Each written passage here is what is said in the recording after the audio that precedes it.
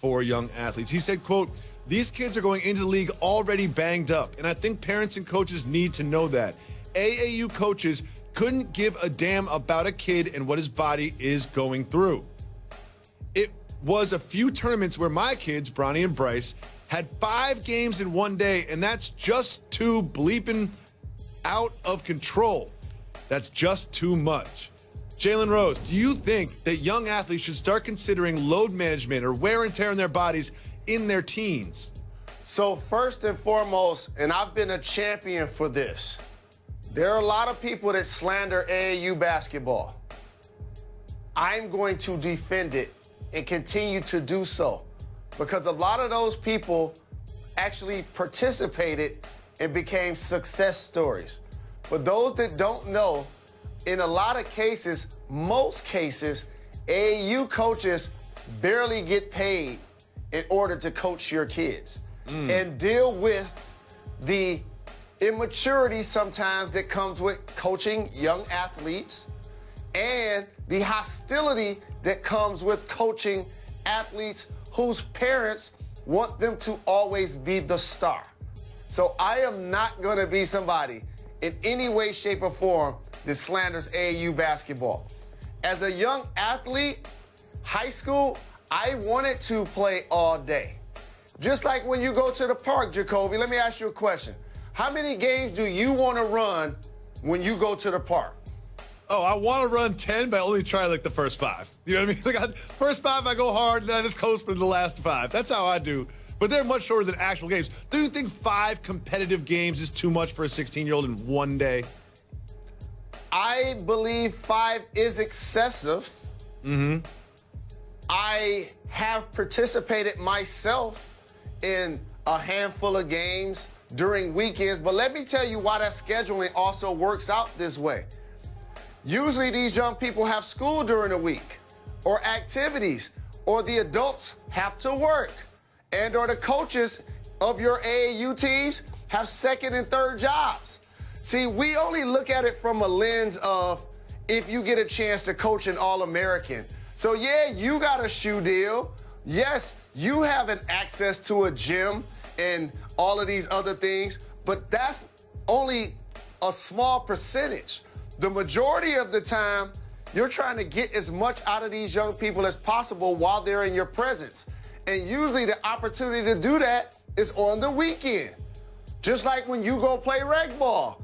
It's on the weekends more so as you're a young person because you can play all day. And for you, if you want to play 5 games as a young person, I want to play as many games as possible. So I'm not going to go into the load management word for young players, but I do believe 5 games is excessive.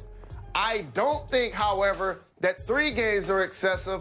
And also, let me point something else out to you that happens that I actually never was a fan of. I hate running time. I hate running time. It's running time. I hate running time. I hate running time. So that's something Jalen, to consider as well. Anthony Davis said something about his health that might be of concern for Lakers fans. We'll tell you what that is right after this. Welcome back to Jalen and Jacoby. Jalen, do you remember that really bad loss the Rockets had a little while ago when they were in Miami? Well, guess what?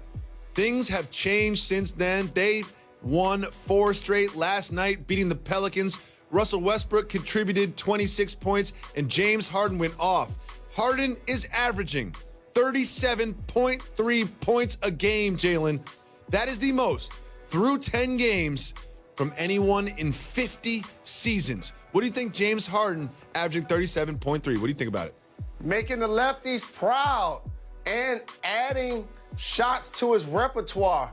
That half step back that he's added to his jump shot from 3-point range, while contested, it seems like a bad shot, but it is lethal. And he's knocking it down. And earlier in the year, he would struggle from 3-point range, in particular when he was contested. But what makes him such a great scorer, it's gonna go in regardless of the contest. It's like when somebody shoots it, people say, like it had eyes. It's just a matter of time before he get it going.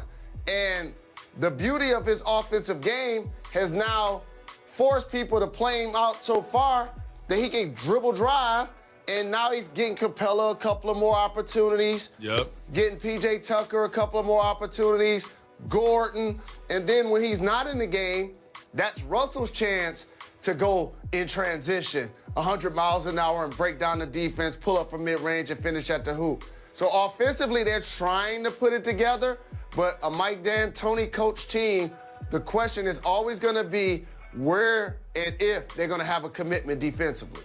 I mean, that's the thing. I mean, this team is 21st in the league in defensive efficiency. How far can they go before they have to pick that up? Well, they have two guys that just recently won the MVP award. So they have the opportunity clearly to take over a quarter, take over a half, take over a game, take over a series individually, let alone together. So they are always going to be in a game. They always have a puncher's chance, whether it's the Clippers, whether it's the Lakers, whether it's Denver, whether it's the Jazz. They'll be in the game if both of those guys get going. But when you can't get stops, you know what ends up happening. Now that distorts your balance. You always taking the ball out of the net. And when you're taking the ball out of the net and you're going against a set defense, your percentages drop. In particular, Russell Westbrook, because he's playing against 5 set people looking at him versus broken floor situations. Yeah, Westbrook was 1 for 8 from 3. Harden was 3 for 11. Not great efficiency, 4 for 19 combined. Do they need to pick that up? Yes. And I know the analytics tell you that if you're in the top 5 in three-point attempts, that you could be in the lower third of percentage. But when you don't defend, that means your shots are going to be more contested. And I'm never a fan of high-volume misses. I don't care where they come from. These players are too athletic. These coaches are too smart. We know where you're going to be, so that makes you easier to defend. Now, while I applaud the way they're able, especially James, to make contested shots, if I know you're not playing mid-range, I'm contesting at the 3, I'm contesting at the hoop. And if you're not going to take the mid-range shot, it's going to lower your percentages. So I agree with you. If it's 4 for 19, you usually lose that game. Now, if you're a 13 for 19, then you're up 10 or 15 points on the scoreboard. Yep, well, high volume, high percentage three-point shooter, a gentleman by the name of Steph Curry. His Warriors lost to the Jazz last night. Obviously, he was out, and he said this about potentially coming back. I definitely expect to be ready to play. I don't know when, but at some point in early spring. It's just a matter of the rehab process. I've never obviously broken anything and dealt with a hand injury like this. And so, you know, as you go through all the examinations and all that type of stuff, and when surgery was required for this to even have a chance to heal properly, that's a tough blow. But understanding there's a time frame where we can measure the rehab process and then figure out what the rest of the year looks like. You know, I'm excited about the potential that the rest of the season isn't lost. If there's one person whose butt in the NBA I don't want to fall on me, Aaron Baines is like top 10, and it just shattered his hand. You can tell that it really hurt from that. So, Jalen, you had a hand injury.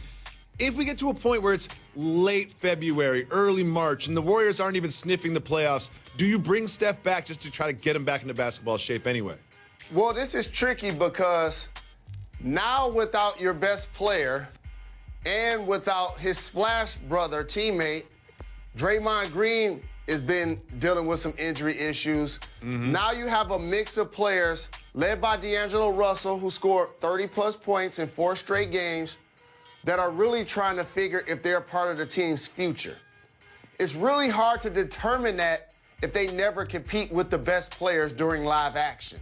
So at some point when he's healthy, you have to put him out there to play with those guys to see which ones you want to bring back or not. Now, for Steph and his hand surgery, I heard something that's really interesting, and it's probably an advancement of medicine that I missed. As somebody, as you alluded to, that has a plate and 5 screws currently in his hand, I heard him say that they're going to do a second surgery to remove the pins. Now, what does that mean? That means he's not a 46-year-old man with pins in his hand. Therefore, a medical miracle for me to put on boxing gloves and train and hit the bag and do things that I love without having a sore hand versus fully recovering like he's going to probably do, which is taking him to the spring. And now all of a sudden, he won't have to come back like I did and play with a version of a Michael Jackson glove that had a cast on top of it that literally became a target for the opponents. And I was doing this on a team that went to the lottery.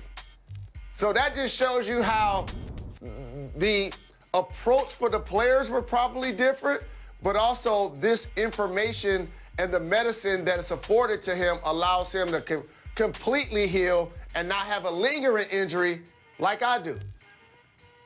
Well, the NBA and the players' approach to games has changed a lot since you played in the league, not just the